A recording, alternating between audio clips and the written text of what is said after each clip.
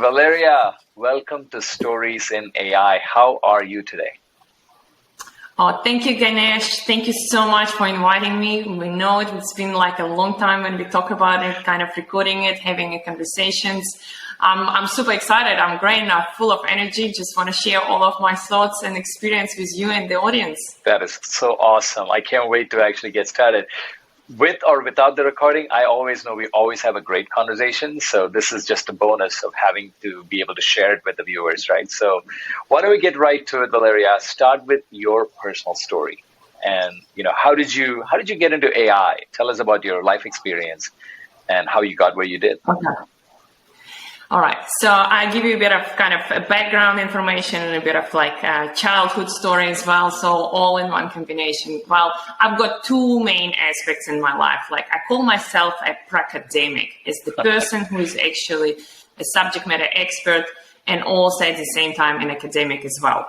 So from my professional point of view, like practitioner, I work for PwC. I work as a global digital transformation delivery lead. We work with Industry 4.0 solutions such as AI, automation, big data, analytics. Basically what we do, we try to help organizations to become more efficient in their operations and take them to this data-driven intelligent enterprises. Like in Nirvana state, we're all talking about that we all want to end up. So this is from practitioner point of view. From academic side, I have a Ph.D. in information system from the University of Auckland, and I specifically focus on online human decision-making and intelligence. And that incorporates things like AI and machine learning, how AI impacts our everyday life, how it's influenced our decisions, how we can manipulate the human beings so they can make the decision not necessarily they want to. And lately I start also looking into why do we want to introduce empathy? Why do we want to humanize AI? So this is kind of my second stream of line that I do in the evenings when I do my day job, and then I actually come back to my research. And the way how I came to that, it was actually quite strange because from as long as I can remember myself, I was always a person who observed the community, observed the people. I tried to identify their behavioral patterns. Even when I was a child, I was always the one sitting in the back of the room and just observing everyone. But when the internet entered our life, right, all the kids start participating in the internet, and I was actually the one who was behind the screen and lurking all of the online conversations, online chats, creating fake profiles, talking with people and trying to, and I always was wondering, why do they kind of go there and kind of open up and ask people for advices, and then they make decisions based on when someone else is kind of providing advice? Like, why do they outsource the decision to wisdom of crowds? And that's actually how I came to my PhD. But at the same time, when I started in academia, I was like inspired by this theory, management theories, stakeholder practices. And I was like, does it work in practice? And that's how I found in consulting. And then I could merge my technology kind of implementation projects with my thought leadership on AI and human decision making. So I know it's a long story, but that's how it's all played. And it started from beginning, from my childhood. It's fascinating, and I think you're the what did you call yourself? Pracademic, right? So it's fascinating to be in this position where you can research and bring in the whole the theoretical thinking around certain really complex topics, and then have a laboratory on the practical world to go apply that in practice, get the feedback from the market and how is it actually working in the real world. It's fascinating because you're just shortening your feedback loop from theory to practice. That is amazing. Yeah. What are you researching right now? What specific area within and I know it's in the verge of AI, human decision making, people behavior. So what are you specifically researching right now? Specifically, currently, I'm really looking into probably two main streams. First is how do we structure information online that is actually impact the decision making, and how the market is using to manipulate our decision making process as well. So it's first stream of the activities, and this goes back to the creation of the conspiracy theories, right? Creation of all of this noise that we see on like Trump, anti-Trump campaigns and so on. So how does the information get targeted so it actually creates this conspiracy theories or some sort of agencies or some sort of doubts in the society in the right way of living. And I think we also did a study specifically on a COVID vaccine, how's the information impacted people to vaccinate themselves or not to vaccinate themselves, and whether they were thinking that it's something against are they outsiders or the insiders, whether they are impacted by the biases, whether they're in groups or out groups, and how it's actually influenced the participation in the vaccine. So that's the first one. The second question I'm actually looking at is empathy in AI. We all want to humanize AI, right? We all want to have machines that are smart, integrated with us, that we want to communicate, and they will do basic smart things for us, but also be a companion now.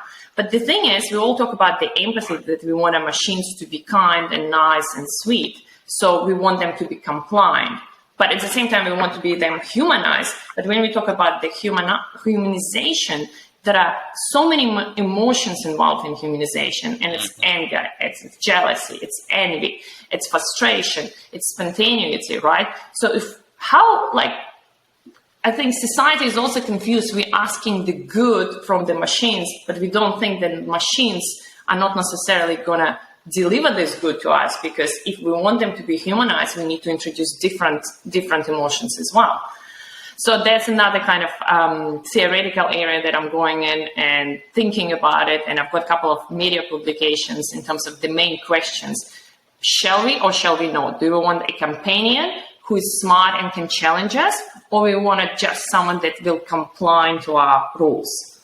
And I don't know if you remember this movie, like Stepford's Wife, is when the wives were really programmed.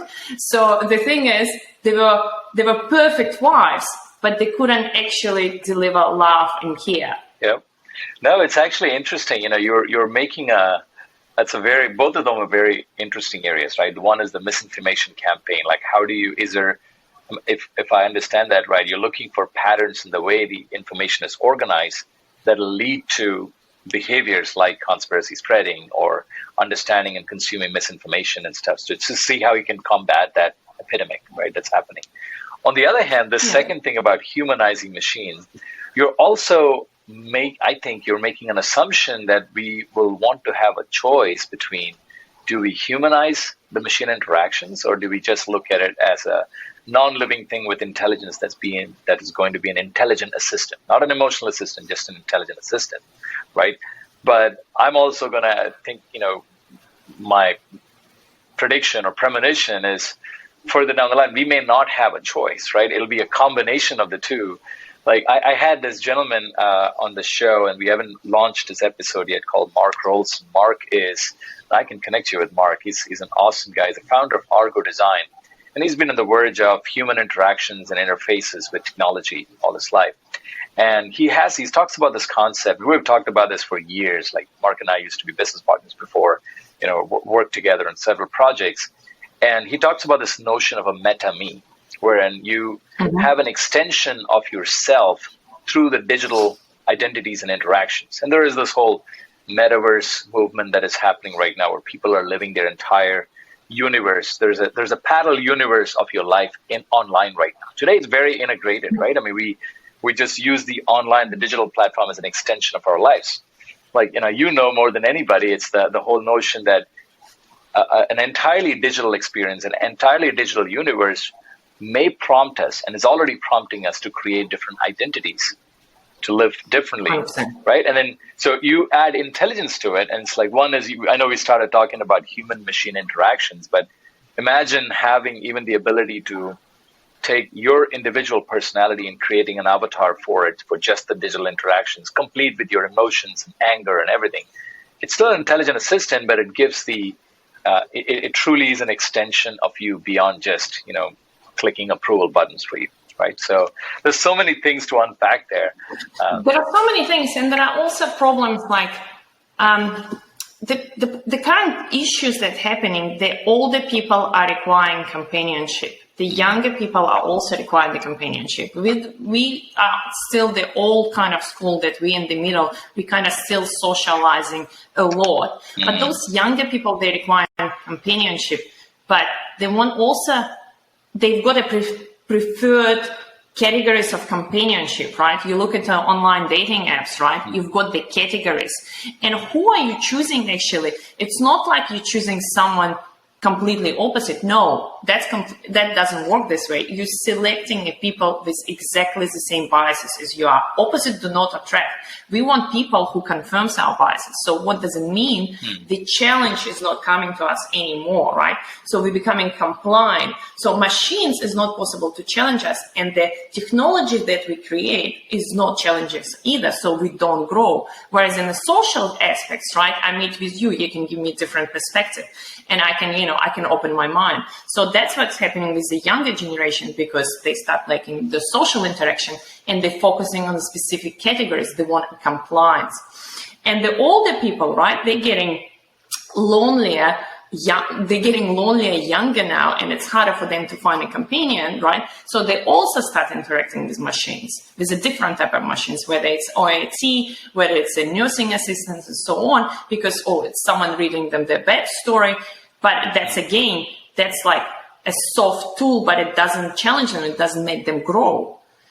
It's a big question, actually. It is. And Valeria, we are, on the one hand, we're extremely fortunate to be living in this, space of the time in humanity, in history, where like there's a lot of diffusion of the technology innovation that's happening. You have all the core building blocks to make all of those possible. I mean, there is still some frontier areas that needs to be explored.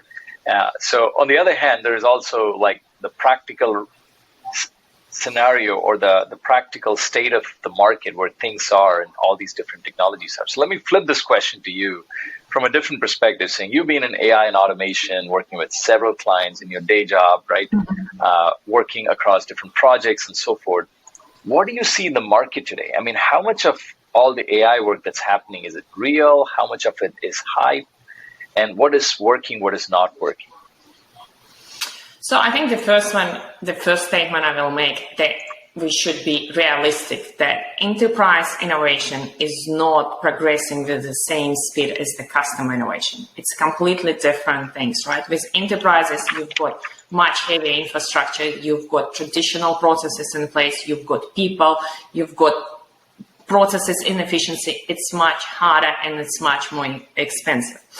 And what we see in the market now, the market is completely diverse, right?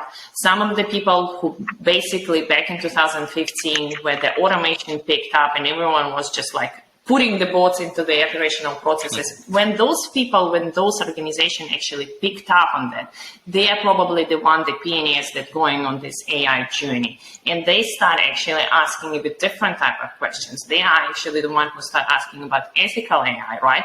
And they're the one, all right, so we are the one who is using machine learning models to do like credit card analysis or some sort of like insurance policies, but how ethical it is, what type of data they use. So those are pioneers, they are somewhere out there.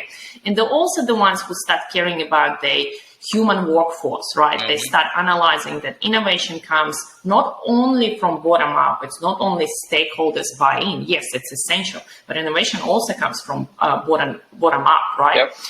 Down to bottom up.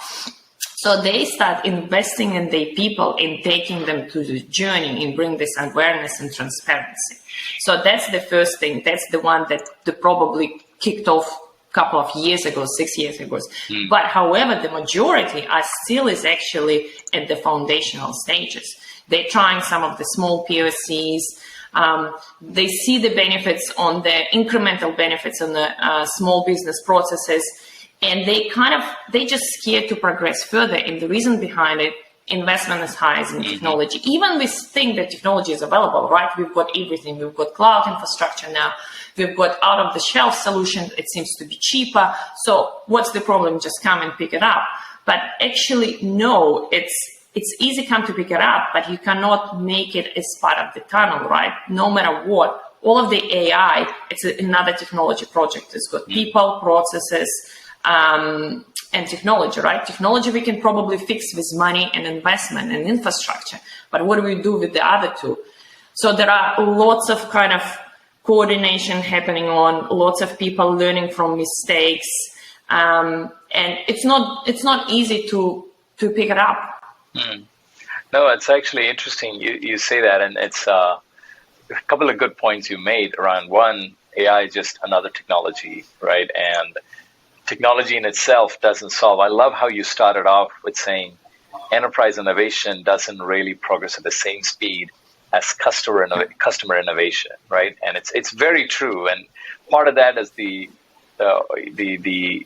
innovator's dilemma, right? You actually what got you there is not going to get you further. So now you're actually you're encumbered by the existing investments and capabilities you've built. So you're now having to bring all that old school systems to the new world, because that's the way you have to build capabilities in enterprises. But the other thing you said was around this notion of it's not just technology, people, process, and technology, right? So what do you see in organizations that are doing this well, right? So with organizations who are able to capture value or realize value with these technologies like automation and AI, what are some of the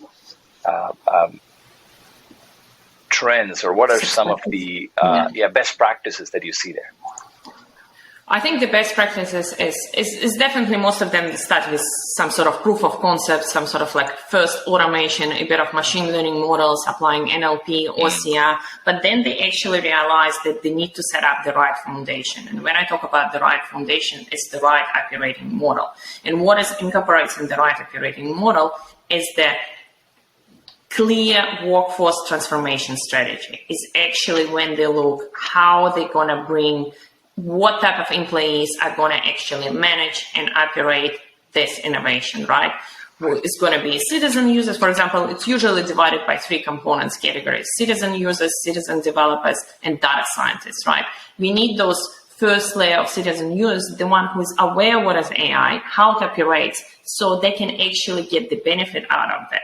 And the second one, as the citizen developers, is the one who can at least manage it in a daily basis and make the quick fixes. And then we talk about those data scientist people who we're all struggling to get on board now, because the market does not exist for the data scientists.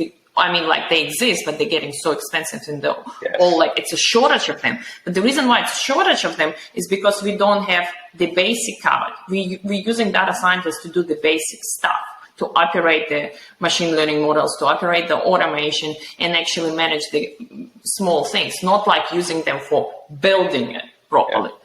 Yeah, solving the problems and so forth. So make it real in terms of those organizations. Give me some examples of stories of AI or automation being put to use. What kind of, share some stories of how organizations are really getting value, right? How are they transforming their businesses or business processes with AI?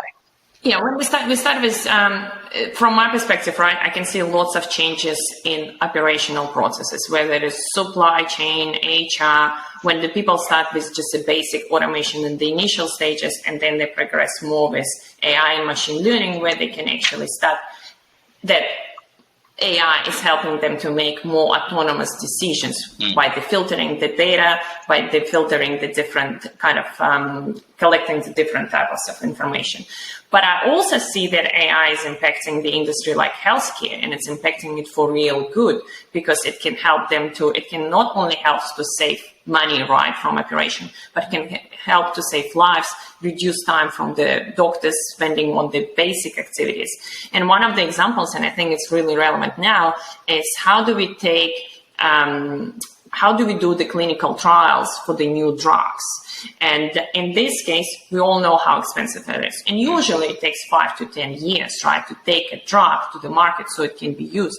So AI and predictive analytics is actually used to specifically predict how the test analysis is going to go for the drug, where we're going to get the participants, what is going to be some sort of the right hubs to get the participants.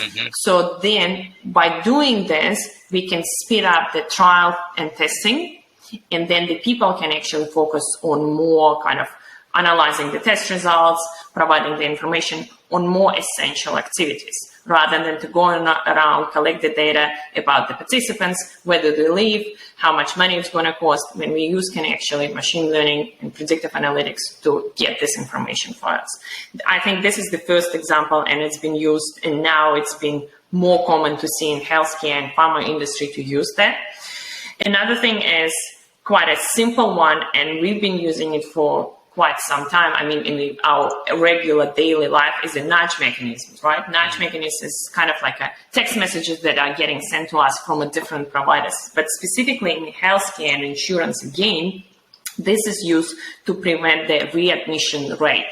So to prevent the patients to come back to the hospital. I think in the US, it's actually quite a significant problem because nearly like 15 to 17% of all of the cases are getting come back to the hospitals, and that's create additional burden for nurses and doctors.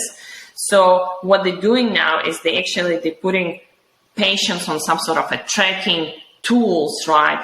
When they get the right notification at the right time, when they should be exercising, when they should be going to the market, buying the fresh produce, checking connecting with all of the other devices that are wearable technology, Internet of Things, so they can actually strictly stay with the kind of recommendations from the doctors. That's been one of the things. And another one, the third one, I will give you an example, is shared services and cost centers. They dramatically improved. And sometimes, and I can tell you by myself, when I call to, and that's something we'll talk about, the segregation between services.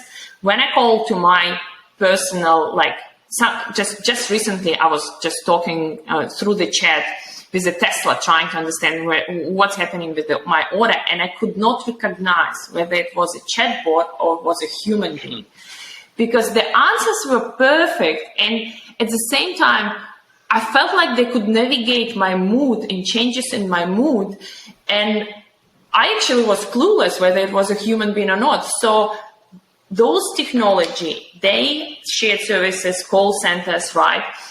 That's kind of voice assistant, digital assistant, they got extremely smart. They not only now scheduling or taking calls and answering basic questions, right? Like, this is your ID, that's how we can connect you. No, they actually start recognizing your emotions. They can coordinate at the right time where you need to talk with the person, or we can still follow up you through the system. And they're also connected at the back end with the different systems that can, get you the right information, do they call the different departments. So that's been a progressive, I can see the progressive move, and not only like call centers and shared services moving to this virtual assistant, digital twins, how we call them. It's actually law offices, insurance offices, because imagine you go on the website and you see a law, and some sort of a law practitioner having a discussion with you, helping you to, at the initial step, to analyze what is your case about. Yep. And they getting smarter and smarter, and I think they start actually entering this humanization phase. I agree. I think Valeria, it's a lot of good nuggets there. But it's interesting. From the first wave of the internet, when we started going digital, everything, it was all about just taking whatever is in there, automating mundane processes on the digital landscape. Right. That's what Web 1.0 was all about.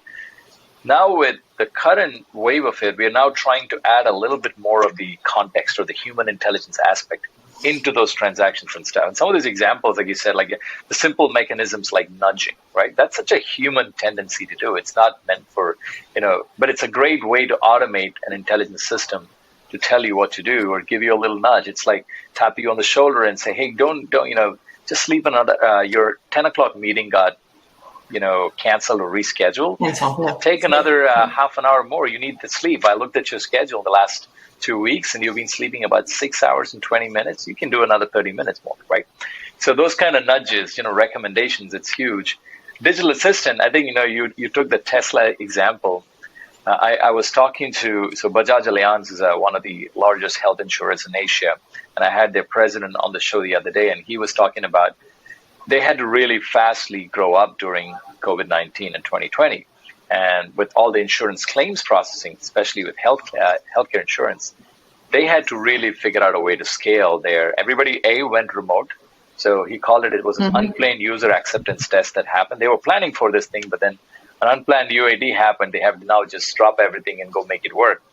And one of the most successful projects he talks about that they did was this transition between conversational AI dealing with a customer and then knowing when to actually intercept or engage a human being to take over that conversation and making it so seamless. You're like, it sounds like a small problem, but it's not, because you're now tracking emotion, you're tracking mood, you're understanding the way they're actually, you're doing sentiment analysis of what they type, what they ask. Yeah. Right, exactly. So it's fascinating. I think, definitely, in what the way I see the market is also like 5-6 years ago, or, even about almost a decade ago, there was a wave of capability set and toolkits that are coming out to build AI systems, right? But very little understanding of what does it take to build something that runs at scale, other than the top 1% of the companies who are early adopters for AI, who have captive customer bases like direct to consumer, like Facebook's and Netflix of the world.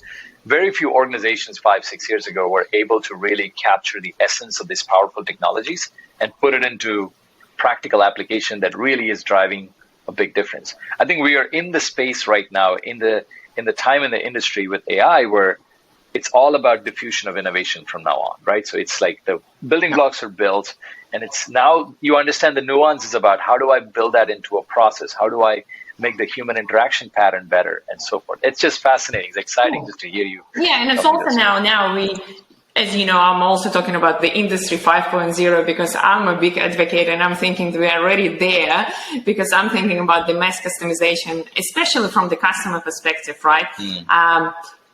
Like enterprises are also struggling. So how are they going to do this?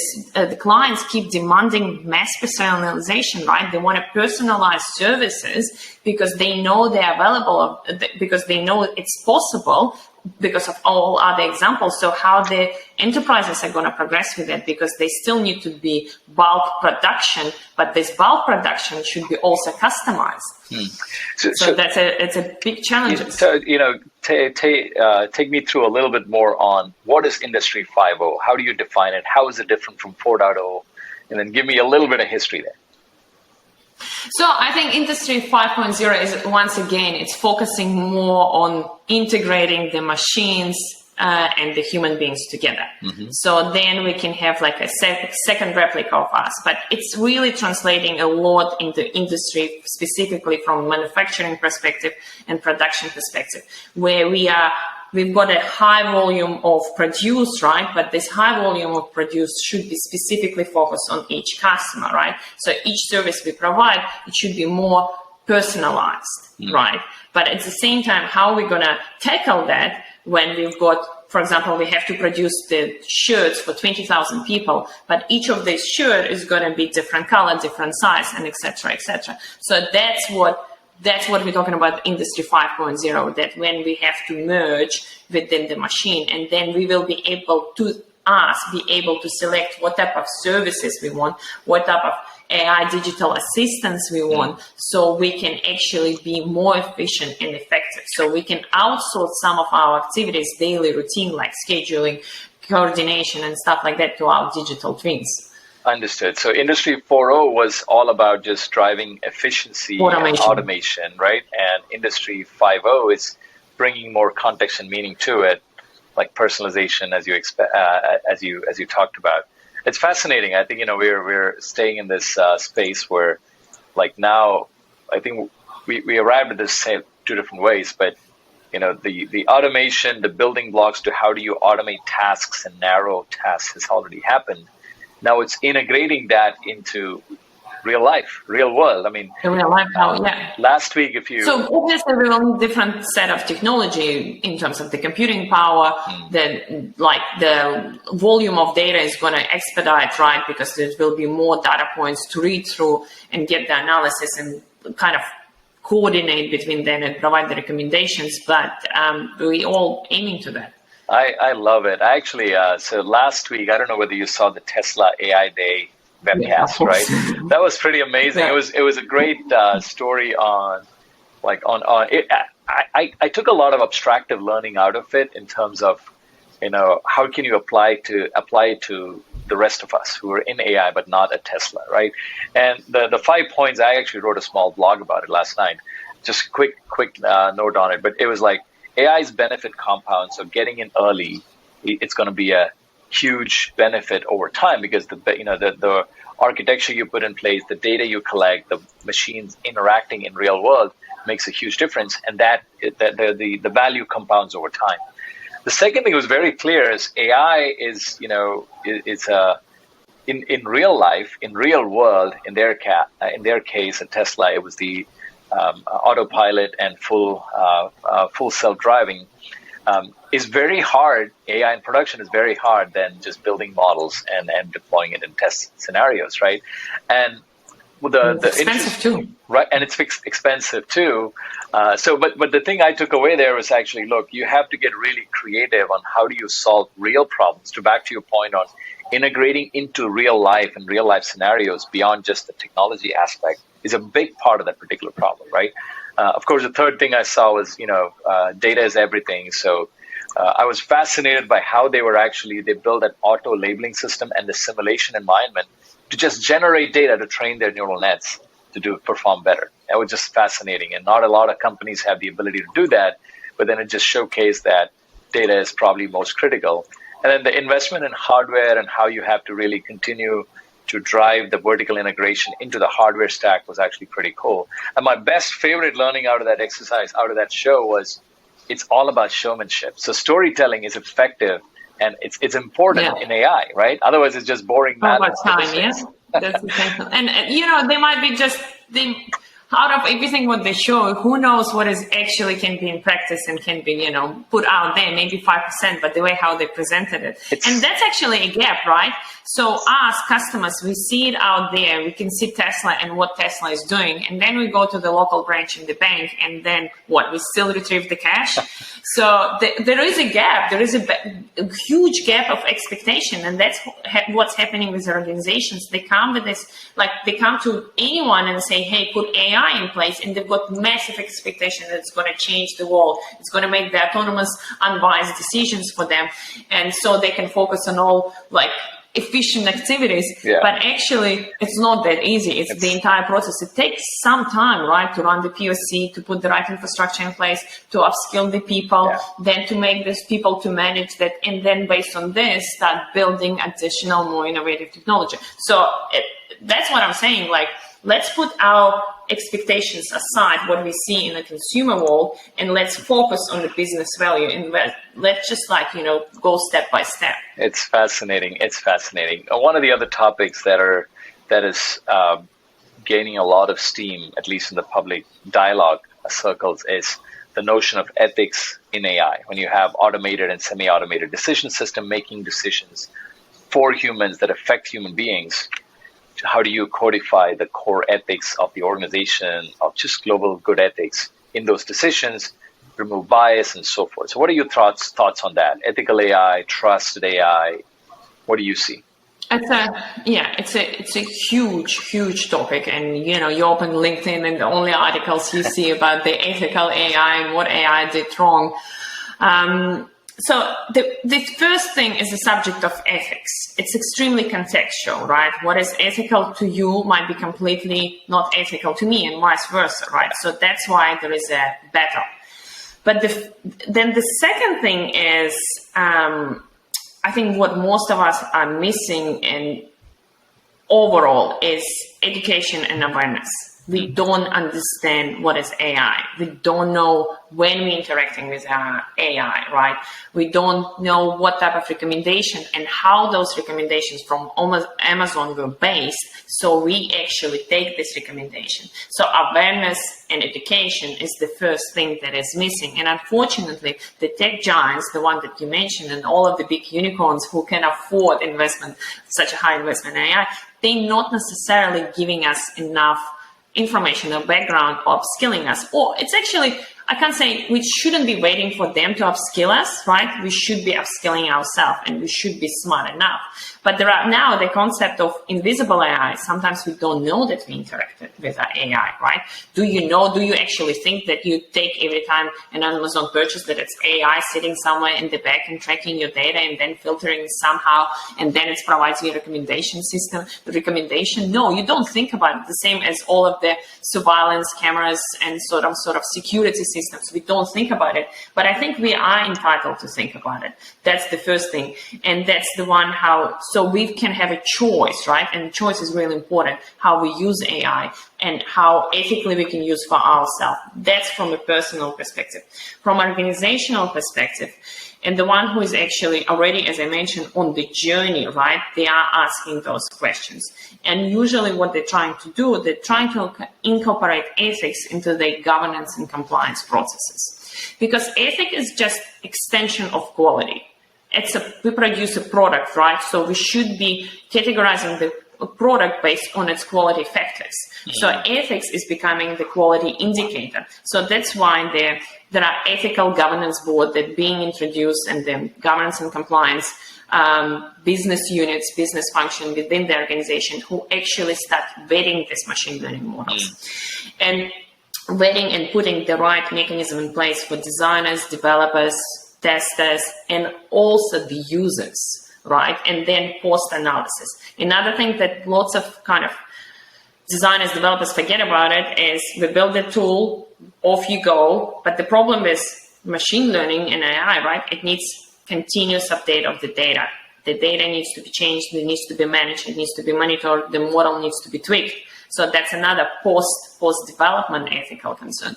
So that's basically what most of the organizations trying to do. They're trying to introduce it as part of the initial development processes and make sure that they got ethical design, responsible development, and then production as well. Got it. No, it's you touched on something that I might have a slightly contrarian view to, which is choice, right? You said choice. At a core of this is about giving the choice to the user, right? And I think that itself is a very contextual statement, right? Because in certain kind of tasks, humans almost always makes the wrong choice, right? I mean, if it's like, so it's like driving. I mean, what Tesla is trying to do, what Elon Musk is doing with the reason.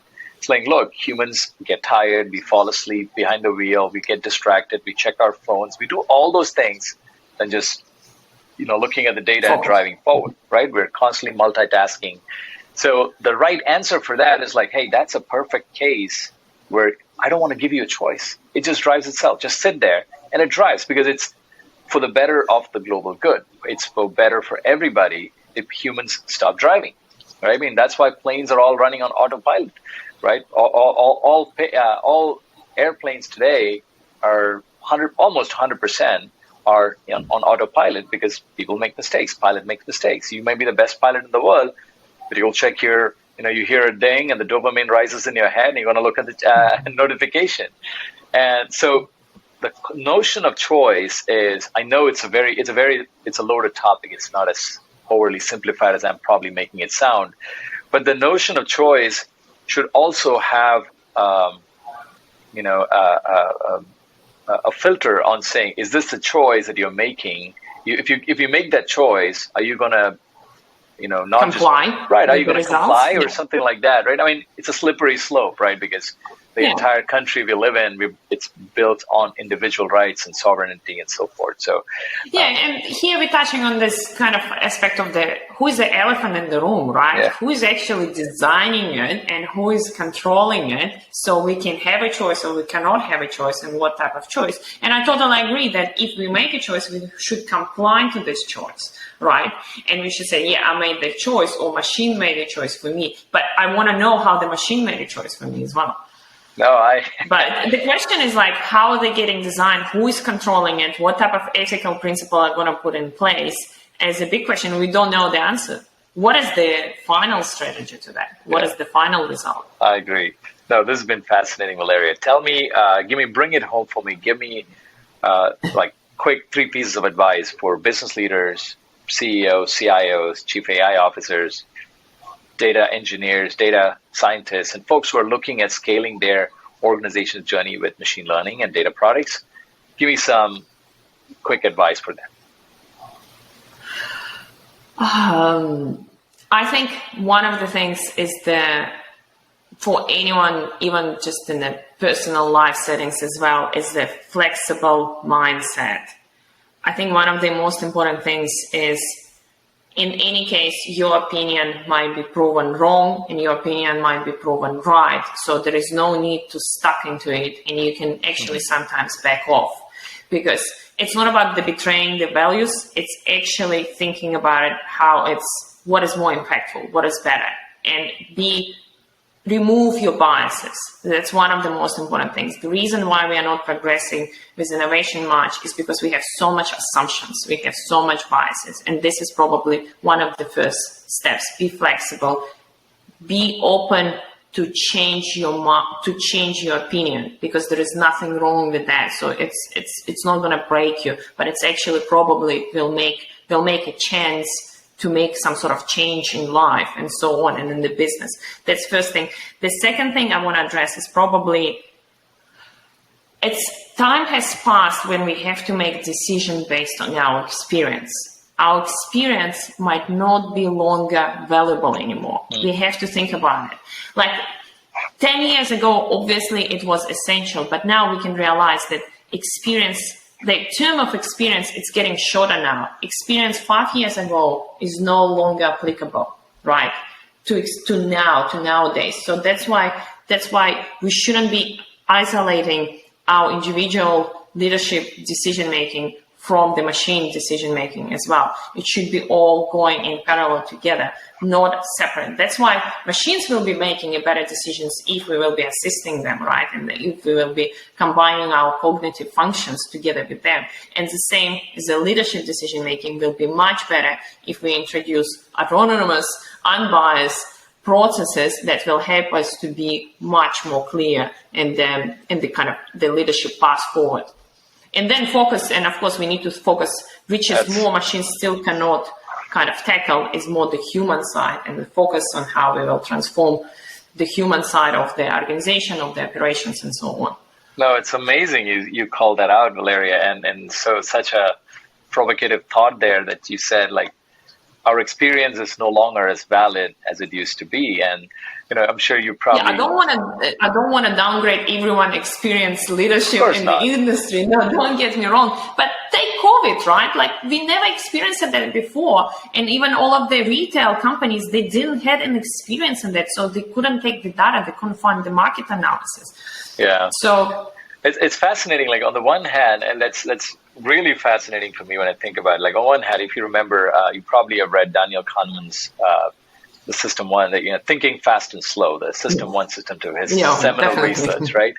And he talks about this thing that unless you're like such a deep expert in your field, which comes by repeatedly doing the same thing for a really, really long period of time, the neural pathways and the intuition, as we call it, that's built up through experience, is most often going to be filled with biases. Unless you're like that, it's going to be, you just have done it and you've had that feedback loop multiple times.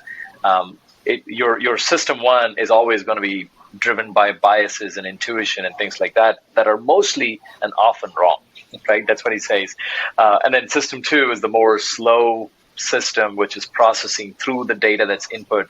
And then, even looking at, like, from a Bayesian mode of thinking, right? Getting new inputs to really correlate and find out what the answer is. So you're bringing it home by saying, like, look, I mean, as an organization, I think it's time for you to, one, embrace change, right? Things are changing. Your customers are changing. The world is changing. The world has become a lot more complicated than it was to have 5 analysts sit across a desk and look at few screens and figure out what's happened, right? You need a much more complex system to understand and react to that changes. Number 2, I love the way you said it, which is don't just depend on experience. Try to actually create autonomous systems that are unbiased, that look at data. And maybe the answer is it gives you recommendations and you still apply your experience and intuition. Well, you still apply intuition. The things that machine will never be replicate is specifically intuition and spontaneity, right? Yeah. We have to value that as well. That's our core components that never be replicated. Yeah, no, and lastly, I think the last thing that you just said, which is how do you bring out, and it's an opportunity for us, like AI or automation is an opportunity to truly bring out what we are really good at: the ingenuity, the creativity, the human connection, the empathy. And so let all the boring math and statistic work be handled by ML models, and then you focus on what's really, really, really critical to you and what's uniquely human, right? That's an amazing piece of advice for organizations. So I know we're running out of time. I have two very quick rapid fire questions for you, Valeria. Okay. One is AGI, artificial general intelligence. Do you believe in it? Do you think it's going to happen in our lifetime? Do you worry about it? Personally, I'm a big believer that AI is created for good, and it will create more good than bad. In my lifetime, I don't think IIJ will face to the point that it will start destroying humanity. No, I don't believe in that. I have another, and it's probably like a longer conversation, I have another different concern, that technology creating a bit of a societal gap, because we have a problem now that this human social interaction is getting reduced by more interaction on online settings. So real life experiences are getting more expensive, like personal trainers, tutoring, doctors. It's becoming more accessible for people with higher financial power, whereas the normal people, they should stick to the online interaction. And then all of us not all of us, but most of us will end up with the problem that we are not socially equipped to be social human beings because we spend so much time in our second life. So this is one of the things that I'm really concerned. I'm thinking about it quite often, that there is a societal gap being created, that people with more financial power are actually enjoying more social interaction than people with less financial power. But this is so for discussion.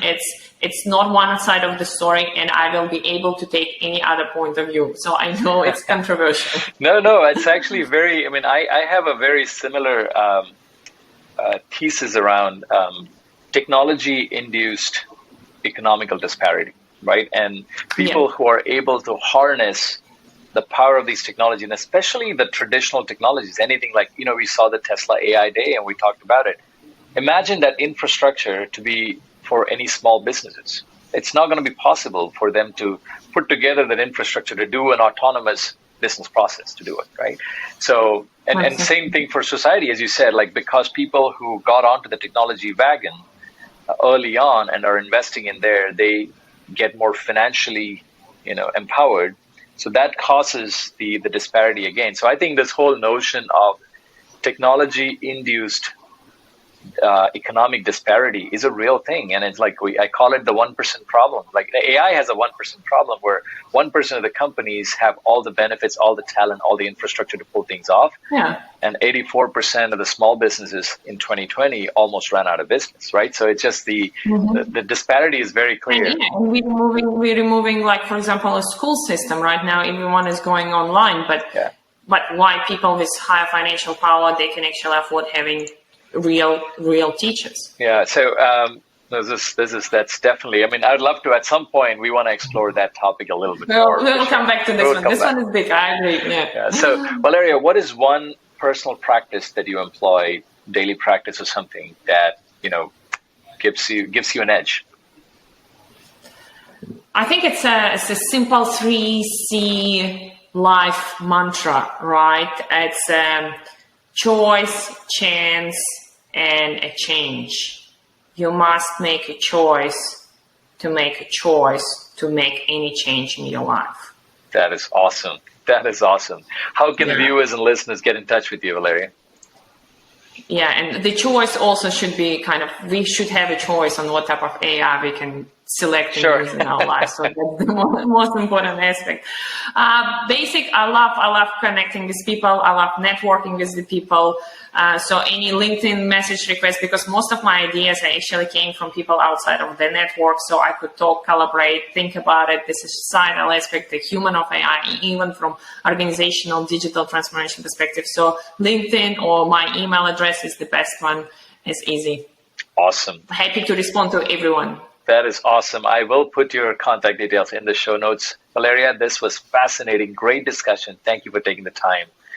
And thank you for being on the show. Thank you so much, Ganesh. I enjoyed it so much. Awesome. Lovely. Thank you, everyone. All right. Awesome.